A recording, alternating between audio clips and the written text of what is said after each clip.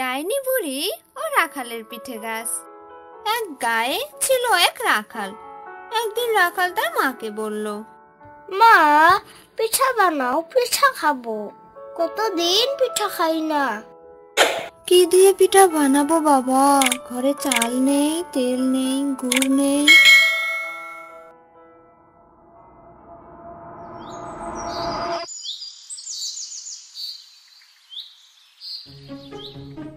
পরদিন সকালে রাখাল হাটে গেল। চাল, গুড়, তেল সব আনলো। মা পিঠা বানাতে বসলেন। পিঠা তৈরি করে একটা হাঁড়ির মধ্যে রাখলেন। মনের ভুলে হাঁড়ির মুখটা ঢাকেনি। ওইদিকে রাখালের পোষা বিড়ালটা মিয়াও মিয়াও করে এসে হাঁড়ির সবগুলো পিঠে গপ গপ গপ গপ করে খেয়ে গেল। আর হাঁড়ির মধ্যে ছোট্ট একটা পিঠে পড়ে রইল। রাখাল বাড়ি এসে বলল, মা, ও মা, পিঠা দাও। মা রাখালকে হাঁড়ি দেখিয়ে দিলেন। রাখাল দেখলো হাঁড়ির মধ্যে ছোট্ট একটা পিঠে।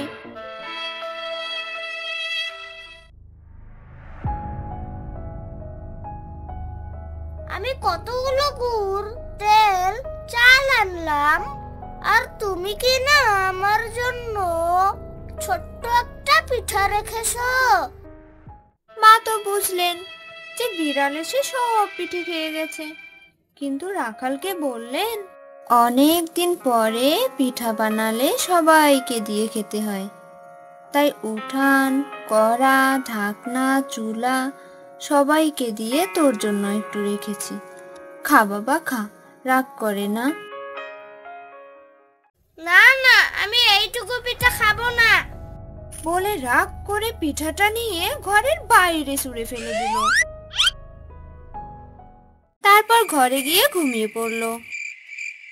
সকালে রাখাল ঘুম থেকে উঠে ঘরের বাইরে এসে দেখে সেখানে মস্ত বড় একটা পিঠে গাছ, আর তাতে কতগুলো পিঠে ধরে আছে। রাখাল তাড়াতাড়ি করে গাছের উপর উঠে বসলো।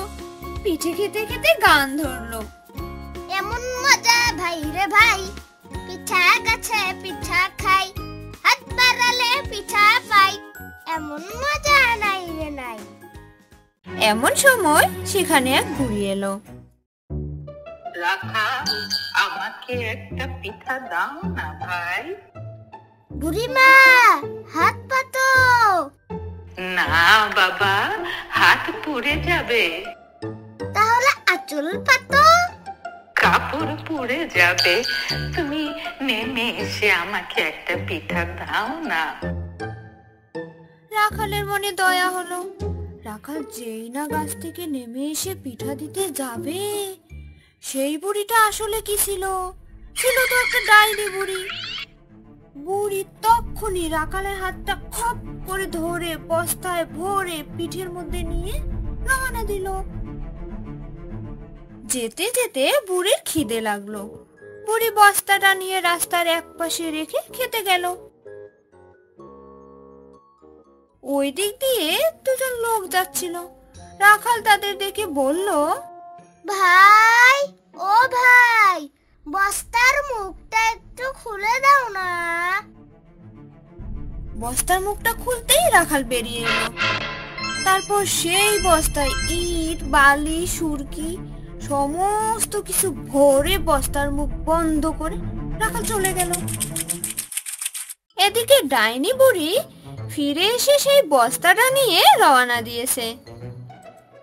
ভিতরের ইট তাকে খোঁচা দিচ্ছে।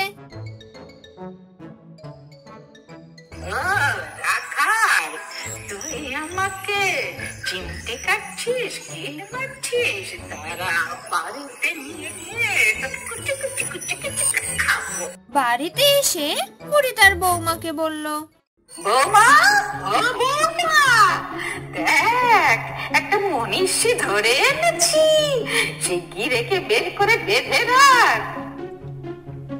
ডাইনির বৌমা বস্তার মুখটা খুলে দেখে, ওমা, এখানে তো ইট, বালি, সুরকি দেয়া।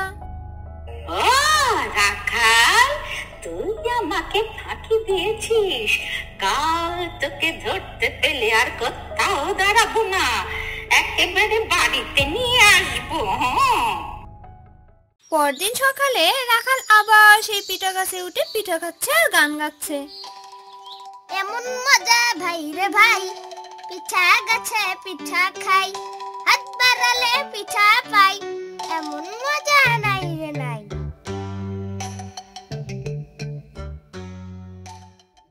রাখাল, আমাকে একটা পিঠা দে না।